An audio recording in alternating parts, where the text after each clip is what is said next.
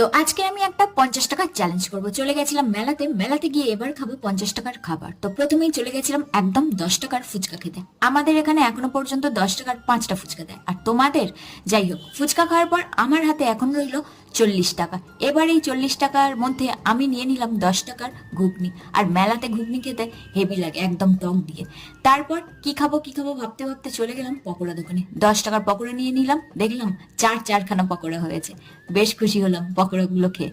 যাই হোক, তারপর ভয়ে ভয়ে চলে গেলাম জিলিপি দোকানে। জিলিপি কাকুর কাছে গিয়ে বললাম, কাকু 10 টাকার জিলিপি কি দেওয়া যাবে?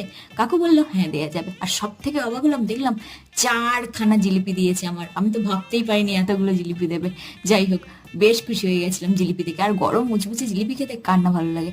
তো জিলিপি খাওয়ার পর এখন আমার হাতে রইলো আর মাত্র 10 টাকা। দেখলাম 10 টাকার লস্যি ঝুলছিল, তাই ঝটপট করে একটা লস্যি নিয়ে নিলাম।